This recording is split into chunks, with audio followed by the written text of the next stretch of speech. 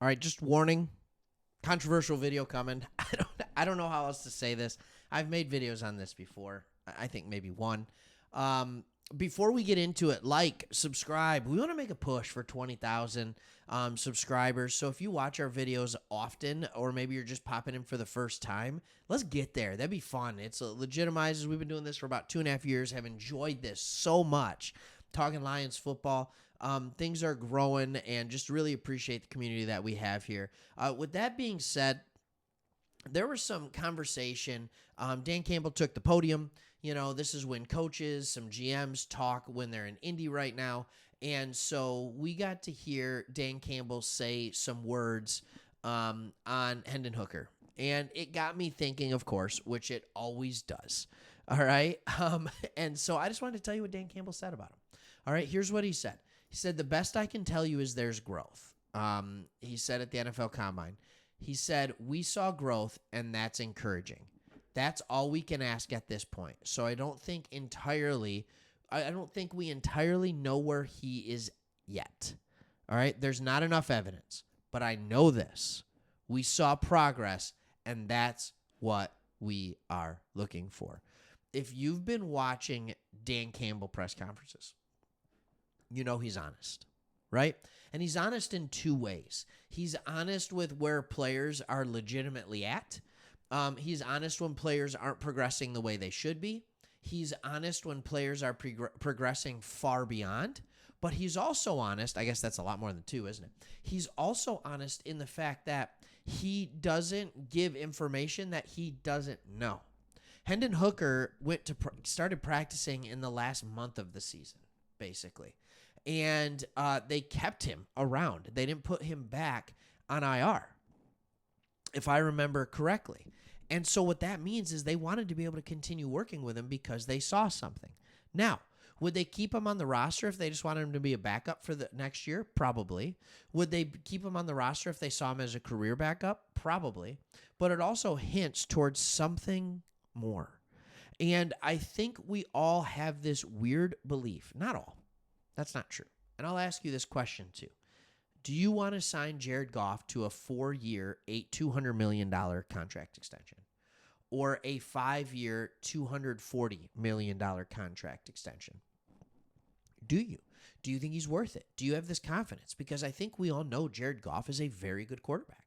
I think we all know that Jared Goff is elite in the pocket when he has time. I think we all know that Jared Goff is very, very good in the Ben Johnson, Dan Campbell system. And yes, I'm calling it the Ben Johnson, Dan Campbell system. All right, because I've said this from day one. This is Dan Campbell's offense as well. Ben Johnson's running it. All right, and running it very well, by the way. We know that. We know that. Do we know that at $50 million a year? Do we trust that? But here's what we also know. We also know that Jared Goff is limited in mobility. And by limited, I mean he doesn't have it. I'm not saying he's the slowest straight line runner. He's not fast, but he's not the slowest straight line runner. His difficulty is off-platform throws. He really struggles with that. So his pocket presence has gotten better. He's stepping up in the pocket. He's listening to the coaches. I expect him to continue to get better, hopefully. But also defenses are eventually going to figure out how to get to him. And it's going to be very difficult to continue to pay Jared Goff $50 million, $45 to $55 million. So I'm saying 50. And still pay Taylor Decker and Frank Ragnow and Penei Sewell and Jonah Jackson and whoever else is going to play right guard. Right now, Graham Glasgow, but he's not going to be there forever because he's getting older. It's going to be hard to pay all these guys. And when you do, how are you going to pay St. Brown and Hutch and Brian Branch eventually and Jack Campbell and, Ali McNeil? And, I mean, there's so many players that you have to pay. We haven't even talked about the secondary yet. Jameson Williams. So I think I would not be surprised. I wouldn't be surprised either way. So here's where the controversy comes in. I would not be surprised if Jared Goff doesn't get a contract extension. And the Lions know that they might cost themselves some money because if Jared Goff goes out and has another 4,500-yard season, another 30-touchdown season, if he increases those numbers, if he gets even better, you just increased his contract. You went from paying him $50 million a year, now you got to pay him $55 million a year. The Lions know that. But I also think they want to see what they have in Hendon Hooker. Because here's the truth. Where are you better? Jared Goff throwing for 4,500 yards and 30 touchdowns, or Hendon Hooker throwing for 4,200 yards and 25 touchdowns. But you pay one $50 million for the next, it'll be 2 years at that time, or you pay one $2 million. Like, these are the things that you have to consider. I look at the Green Bay Packers to this. I don't like the Packers. None of us do. It's okay. By the way, we have a Sports Talk Wisconsin. Jason does it. He works with our team. Good friend of mine, Packer fan. It's really hard. But the Packers did this pretty successfully. I think there's a lot of good things about the coaching going on in Detroit, and I think there's a lot of good things about Jared Goff as a mentor quarterback. And I think Hendon Hooker is very similar to Jared Goff, except he's more mobile.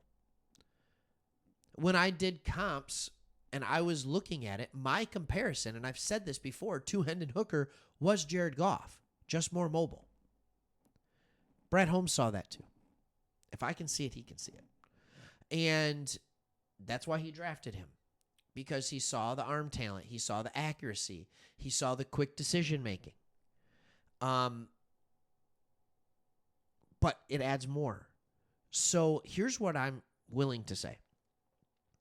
Brad Holmes, you see him after playoff wins screaming on elevators. You see him celebrating like crazy. You see him talking to Dan Campbell about, we have a plan, we're sticking to the plan. You've seen them stick to the plan. Not one time in 3 years has Brad Holmes pulled a trigger when he shouldn't have. And what I mean by that is not one time has Brad Holmes gone out and spent money when he shouldn't have. Not one time has he overpaid for a good player. Not one time has he gotten ahead of the rebuild in order to speed up the rebuild. And the rebuild happened as fast as it possibly could. Right? 3-13-1, 9-8, 12-5. NFC Championship.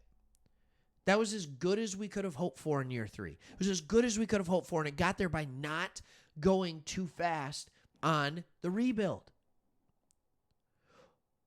Why do I say that? Because Brad Holmes isn't afraid to do things that other people don't like. He doesn't want to win in March and April.